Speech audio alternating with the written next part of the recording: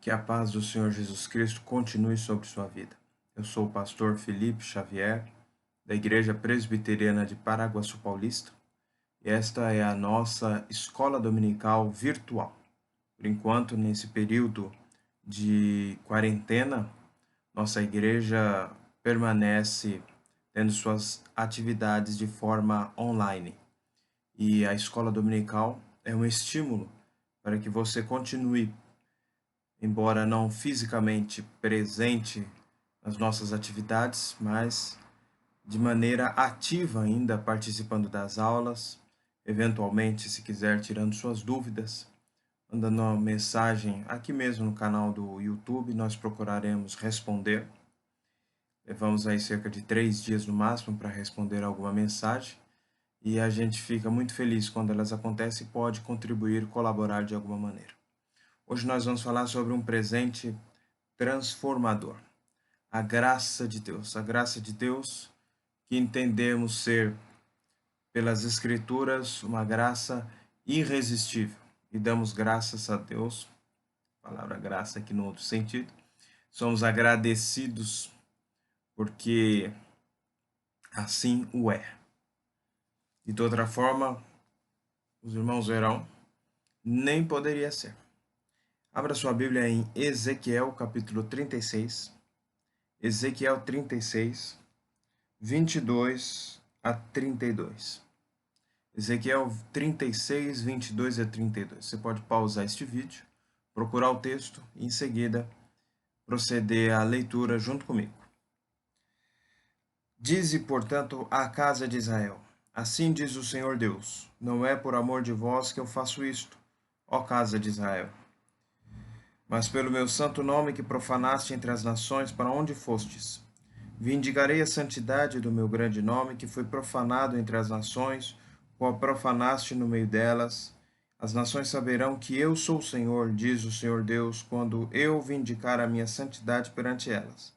Tomar-vos-ei entre as nações, e vos congregarei de todos os países, e vos trarei para a vossa terra. Então aspergirei água pura sobre vós, e sereis purificados de todas as vossas imundícias, e de todos os vossos ídolos vos purificarei. Dar-vos-ei coração novo, e porei dentro de vós espírito novo. Tirarei de vós o coração de pedra, e vos darei coração de carne. Porei dentro de vós o meu espírito, e farei que andeis nos meus estatutos, guardeis os meus juízos, e os observeis. Habitareis na terra que eu dei a vossos pais, vós sereis o meu povo, e eu serei o vosso Deus. Livrar-vos-ei de todas as vossas imundícias, farei vir o trigo e o multiplicarei, e não trarei fome sobre vós. Multiplicarei o fruto das árvores e a novidade do campo, para que jamais recebais o opróbrio da fome entre as nações. Não vos lembrareis dos vossos maus caminhos, e dos vossos feitos que não foram bons, tereis nojo de vós mesmos, por causa das vossas iniquidades e das vossas abominações. Não é por amor de vós, fique bem entendido, que eu faço isto, diz o Senhor Deus. Envergonhai-vos e confundi-vos por causa dos vossos caminhos, ó casa de Israel. Amém. O que este texto nos ensina? Este texto nos ensina que primeiro Deus transforma a pessoa, coloca um coração diferente nela. E depois disso, somente depois disso, esta pessoa é habilitada a se lembrar dos seus maus caminhos, ter uma outra valoração neles, ou seja, fazer um outro juízo de valor. Antes, esses caminhos eram considerados bons. A partir do momento em que Deus transforma o seu coração, os seus pensamentos são totalmente alterados, e agora ele pode atribuir um desvalor àquilo que ele valorizava. Agora ele pode ter nojo das próprias iniquidades e das próprias abominações, quando quando seu coração estava endurecido, a única coisa que essas pessoas poderiam ter é alegria diante do pecado cometido. Então note que Quando a graça de Deus vai lá e atua de forma totalmente soberana, não solicitada, ele vai lá e altera o coração da pessoa.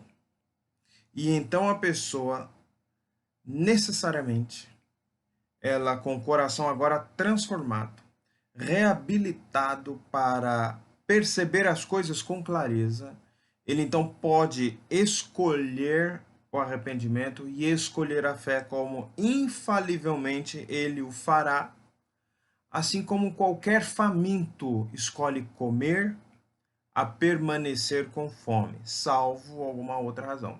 Salvo que ele não esteja faminto, naturalmente. Aqui busca entender a ilustração. A pessoa que está faminta porque não teve oportunidade de comer, a partir do momento que ela tem um prato de comida em sua frente, ela vai comer. A pessoa que está com sede, já há horas sem beber uma gota sequer de água, ao ver um copo de água, ao lhe ser ofertado, disponibilizado um copo de água, ele vai bebê-lo para suprir aquela sua necessidade. Assim, da mesma maneira, ao ser habilitada a pessoa para matar sua fome e matar sua sede de Deus, ela o fará necessariamente e infalivelmente. Essa, em apertada síntese, é a exposição, a exposição dessa doutrina. Por quê? Eu estou falando isso para distanciar-nos em dois sentidos em que a graça de Deus é entendida. O primeiro dele é como se fosse uma oferta a uma pessoa plenamente capaz ou apta, ou de forma genérica, capacitada, imaginando assim, curvando-nos a possibilidade, se o fizéssemos, de que Armínio ou a doutrina católico-romana contemporânea, ou o pensamento de Erasmo de Roterdã, estivessem certos e que Deus distribuísse a sua graça indistintamente a todos os homens. E esses todos os homens aí então iriam ser capazes de, superado o efeito do pecado original no que diz respeito à sua a cegueira espiritual causada por este pecado, por causa da natureza pecaminosa, todos estariam, portanto, todos os homens estariam, portanto, habilitados a responder positivamente ou negativamente, graças à sua recém-oportunizada natureza. Ocorre que não nos parece ser isso que as Escrituras trazem. Por quê?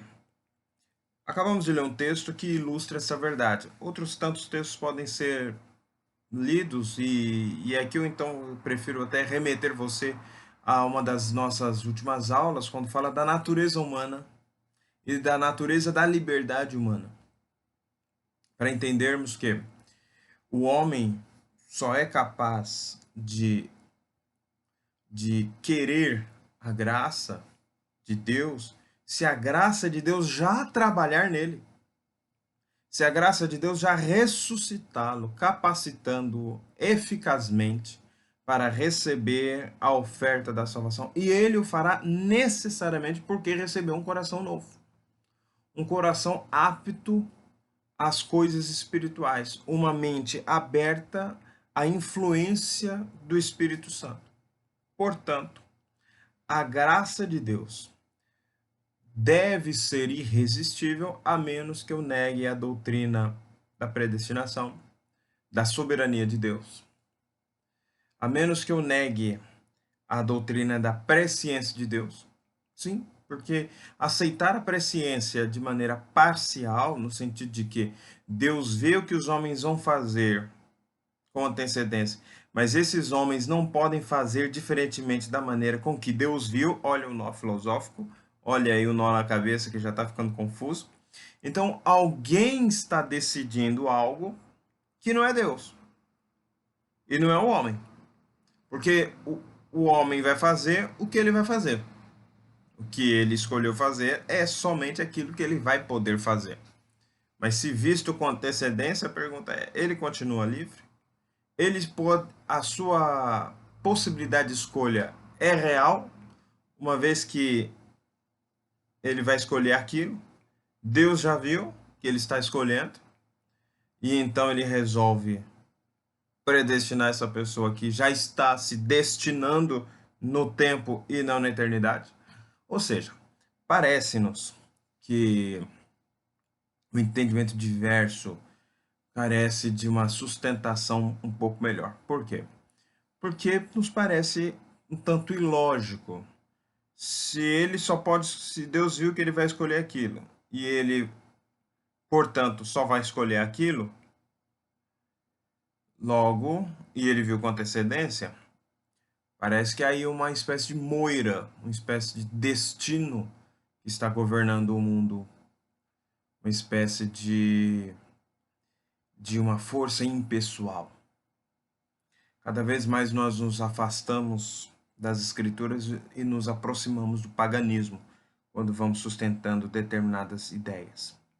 Então, o que nós pensamos? Que as escrituras dizem que nós estávamos mortos nos nossos delitos e pecados, e como nós estávamos mortos e recebemos vida, nós não tivemos a oportunidade de resistir esta concessão de vida que nos foi dada. Em apertada síntese, essa é a ideia principal. Você vai encontrar isso em Efésios capítulo 2, uma descrição. E aí eu peço a você a gentileza de ler todo o capítulo 2 e não apenas se apegar aos 10 primeiros versículos, mas ler tudo. Vai ser interessante. Muito bem. Ao longo da história da igreja, nós temos visto alguns posicionamentos a respeito deste interessantíssimo tema. E na nossa revista de escola dominical que temos trabalhado aqui, e eu até me permiti pular aqui algumas abordagens, alguns temas, uma vez que isso já está sendo trabalhado na quarta-feira. Então, há aqui também uma playlist dos estudos bíblicos que são ministrados às quartas-feiras. Eles estão na playlist Estudos Bíblicos durante a Covid-19. Você pode consultá-los. E nós recentemente trabalhamos a respeito dos decretos de Deus. Então, você pode ir lá dar uma olhadinha. Então, isto posto, continuemos. A graça quase salvadora. Essa graça quase salvadora, ela é o que o professor dessa revista escreveu, uma versão light da graça no catolicismo. Ele menciona que a graça de Deus, ela foi entendida por Santo Agostinho, tornada a sua doutrina predominante durante a Idade Média, seguida por pessoas na igreja medieval do calibre do Anselmo da Cantuária, que é estudado tanto na teologia quanto na filosofia, e o frei dominicano Tomás de Aquino, que é ainda uma figura ainda mais importante para a filosofia e também para a teologia, notadamente teologia católica romana. E essa foi a posição sustentada em oposição à heresia do pelagianismo, que agora é ressuscitada nos tempos modernos, nos tempos contemporâneos, para não entrar aí na discussão se vivemos uma pós-modernidade ou uma modernidade levada às últimas consequências de seus ensinamentos. E dentro deste sentido, nós encontramos uma alteração no pensamento católico romano, em que temos, por exemplo, a figura de Erasmo de Roterdã, dizendo que o papel da graça divina era apenas suplementar as capacidades naturais do homem, assistindo-o em seu esforço de buscar a Deus. O homem já estaria buscando a Deus, muito motivadíssimo em buscar a Deus. Sua natureza, portanto, não parece ser a natureza bíblica, que afirma que o homem está no sentido oposto, contrário, e ele não busca Deus verdadeiro, mas ele busca criar deuses para si, conforme a sua imagem, conforme a sua semelhança, que apenas traga a ele aquilo que ele quer ouvir. E penso eu, não é apenas as pessoas, nós não podemos apenas perceber isso lendo as Escrituras, mas me parece que até vendo a própria sociedade em si, vendo como as pessoas se comportam. O Catecismo da Igreja Católica, de 1992, ensina que a graça imerecida obtida por Cristo resgatou todos os homens, da escravidão do pecado original, na forma que, assim sustentados pela graça, cabe a cada um escolher voltar-se para Deus ou se afastar dele. Uma vez que o homem recebe essa importância teológica, ou seja, a antropologia bíblica nega a depravação total e, portanto, ela torna um pouco mais desnecessária a graça de Deus, uma vez que o homem não é tão ruim quanto nós, os reformados, afirmamos. Parece, contudo, que este não é o pensamento de Jesus, parece-nos, contudo, que este não é o pensamento dos apóstolos, notadamente do apóstolo Paulo, na sua carta aos Romanos, que nos mostra que o homem, habilitado pela graça, ele, aos que predestinou, esses também chamou, aos que chamou, esses que justificou, e aos que justificou, a esses glorificou, está lá em Romanos 8:30. 8:30 ou 9:30? Romanos 8:30. Normalmente o que o cérebro fala primeiro é o certo, não é? Vamos ver. É isso mesmo. A teoria está certa. E então nós atribuímos, a tradição reformada protestante, atribui a este pensamento uma espécie de semi-pelagianismo. Por quê? Porque coloca nas mãos de um homem não tão depravado e não tão pecador assim a capacidade de salvar-se por meio de uma graça que auxilia o homem a isso. Mas, a rigor, o mérito, acho que essa seria a palavra, o mérito aí seria do homem que pode se salvar, ainda que ajudado com a graça de Deus. Mas também nós encontramos uma versão light da graça no evangelicalismo.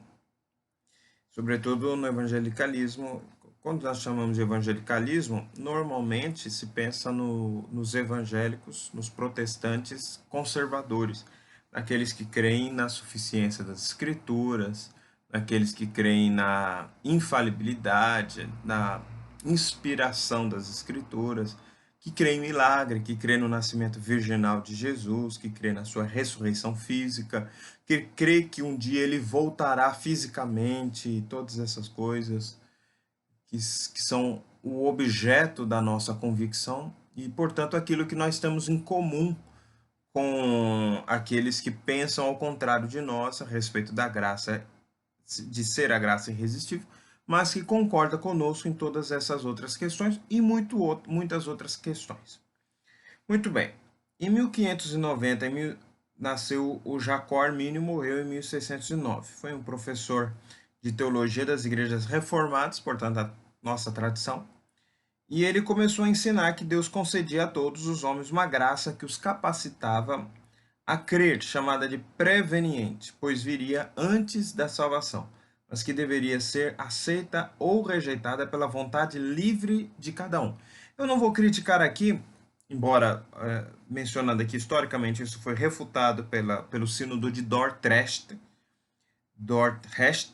e nos anos de 1618 a 1619, na Holanda, em que a Igreja Reformada atribuiu à teologia arminiana a dura pecha de erro e calúnia.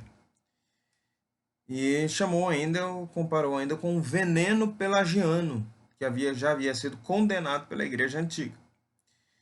E essa graça, assim chamada de graça preveniente, todavia ganhou bastante popularidade nos protestantes dos séculos seguintes. Digamos o seguinte, seria mais ou menos pensar que a teologia calvinista ela ganhou o debate na esfera de mais alto nível acadêmico e conciliar, porém, o popular não teve o mesmo êxito. Era mais ou menos o que, me perdoe até a brincadeira, é uma comparação que soa uma brincadeira, mas com todo respeito eu gostaria de me dirigir aos arminianos. Eu os respeito bastante, tem conosco muito mais em comum do que não tendo em comum, mas nesse ponto, em especial nesse ponto, a gente diverge bastante, que é a antropologia bíblica, né? Antropologia teológica. Mas seria mal comparando as informações que são passadas oficialmente pelos órgãos públicos e aquelas que são divulgadas aí no Facebook, no WhatsApp. Todo mundo tem um amigo que fica mandando as coisas sem muita crítica, não sei se lê tudo, não sei se assiste o vídeo até o final e já sai compartilhando para tudo. Eu volto e meia recebo uns negócios desse. E aí tem o órgão oficial que está falando e tem a antigamente chamava de rádio peão. Às vezes um tem um pouco mais de verdade, outro tem um pouco menos de verdade. Às vezes nem sempre o órgão oficial está usando aí do melhor compromisso com a verdade também. Então, daí a popularidade deste evento. Mas, mal comparando, seria isso: os pregadores populares, num pensamento compartilhando com o povão essa graça preveniente, e os reformadores, os irmãos de um raciocínio mais teológico, mais bem fundamentado, mas muito acadêmico, muito preocupado com a escrita de livro, muito conciliar e tal. E aí o povão recebeu com maior popularidade, não sem motivo, meus irmãos. Nós encontramos, e aqui Nancy Pierce, no livro Verdade Absoluta, ela menciona a mudança. Ela fala dos Estados Unidos, mas há também essa mudança, penso eu, no mundo todo, de um pensamento mais calvinista para cada vez mais para um pensamento arminiano e depois para um pensamento neopentecostal. Hoje em dia, pelo menos, a gente percebe isso. Então, nós tínhamos figuras muito mais proeminentes como Jonathan Edwards, George Whitefield, que rivalizavam com John Wesley, que era da mesma época. O Edwards e o Whitefield, chamo de Whitefield porque o Martin Lloyd Jones chama ele de Whitefield, embora a gente possa chamá-lo de Whitefield, mas talvez eu eventualmente até o chame assim. Mas Lloyd Jones chama de Whitefield, então estou seguindo aí a linha dele. E o John Wesley, que era arminiano. Então veja bem, essa graça que é dada a todas as pessoas, e elas podem resisti-las, fazer mau uso delas, algo que não apenas existe no pensamento católico romano, mas também que existe em boa parte dos protestantes. E existe a versão light da graça dentro do humanismo, que então nem se fala. O homem realmente ele pode escolher a graça porque ele é totalmente livre, é simplesmente uma questão de religião, e hoje em dia é uma questão de foro íntimo. A religião sai do espaço público e ela entra no foro íntimo para lá permanecer e ser enjaulada, fazendo com que algumas nações, como não me lembro se é a Bélgica ou a própria Holanda ou outras, inclusive se proíba que, e eu não estou falando de países comunistas, não, eu não estou falando de Cuba, eu não estou falando da China, eu estou falando de países europeus, países que não são socialistas, mas cujo pensamento existencialista, humanista, iluminista, porque o iluminismo chama todo mundo de luzes, mas chama o cristianismo de trevas. É uma opção que ela faz. É uma rebeldia de seu coração. Não quer sequer dialogar com o cristianismo. Então proíbe a divulgação do evangelho para fins de adesão de terceiros, ou seja, proíbe a evangelização. Recentemente nós vimos aqui um movimento num país latino-americano, salvo engano, a Bolívia, que também estava aí a sustentar, pelo menos seu presidente, hoje não sei bem e não quero entrar nessa discussão, tirado do poder, não sei exatamente em que circunstâncias, porque que chega a nós nem sempre é aquilo que acontece lá nos bastidores. Por isso eu também tenho uma certa dificuldade com imprensa, com tudo. Eu ouço, escuto. Eu acho que a imprensa tem que ser livre, a imprensa pode falar o que ela quiser e pagar por isso, naturalmente, né? Ser processada por seus abusos e responsabilizada por, por seus atos irresponsáveis. Responsabilidade por sua irresponsabilidade, por divulgar notícias sem um compromisso ético em aferir de fato se foi exatamente aquilo. Mas o que acontece é o seguinte, é que o humanismo diz, isso aí é uma questão de religião, tanto que tanta gente fala hoje que critica o presidente Bolsonaro, tá? Não sou um defensor de suas ideias, tenho diversas críticas à sua postura, penso que o seu belicismo não faz bem, tenho apreciado recentemente a forma mais calma dele tratar as coisas, tenho apreciado algumas escolhas dele para ministros do primeiro escalão, outras eu nem aprecio tanto assim. Mas a verdade é que há aqui um ponto que ele colocou que eu concordo. Talvez não com a aplicação disso, mas eu concordo com o seu pensamento. Segundo ele, religião é essencial para o homem. Segundo o humanismo, segundo a mídia humanista, segundo a não mídia humanista, mas também outros, religião não é essencial. Cristianismo não é essencial. Igreja não é essencial. Para nós é. Para nós é. É a própria cerne do nosso ser. Antes de qualquer coisa, nós somos filhos de Deus, amigos do Senhor, ou somos rebeldes, somos idólatras. Essa é a definição, nossa antropologia mais elementar.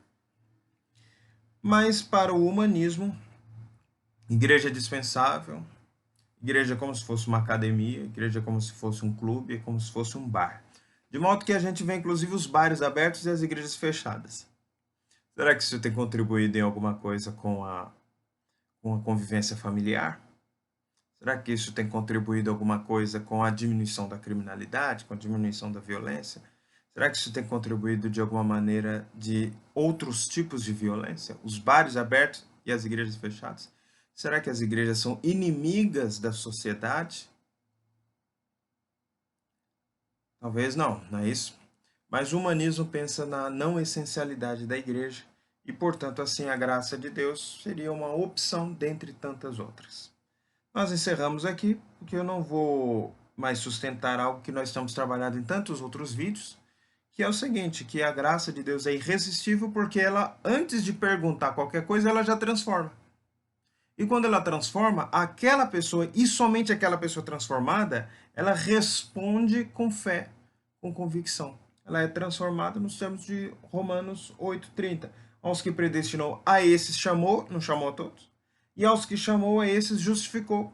Você lê lá em Romanos 5, Romanos 4, você vai ver que ele é justificado porque ele creu.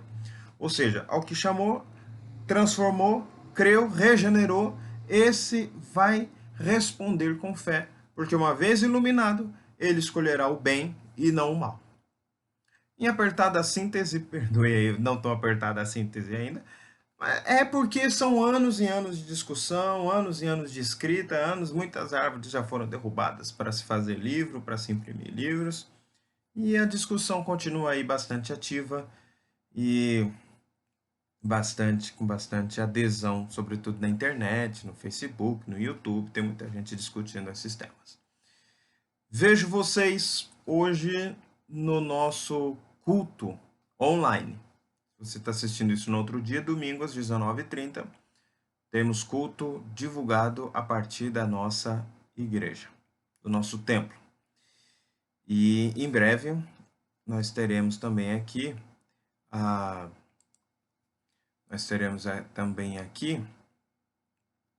domingo que vem, hoje é dia 19, daqui uma semana nós teremos a ministração da Santa Ceia. No domingo de noite de hoje eu vou explicar melhor como nós vamos fazer. Deus te abençoe. Vamos fazer uma oração antes de encerrar? Senhor, nós te pedimos a tua bênção para cada pessoa que está nos assistindo. Para aquelas que estão desanimadas, tristes, cansadas, que a tua boa mão permaneça sobre eles. Aqueles que estão alegres, felizes, têm os seus trabalhos garantidos, têm os seus salários, estão recebendo seus salários regularmente, estão com saúde, suas famílias sendo abençoadas, nós te agradecemos a vida deles. Mas também pedimos, ó Deus, por aqueles que têm passado lutas e dificuldades nesses tempos. No nome de Jesus nós oramos. Amém. Deus te abençoe. Até o nosso próximo encontro.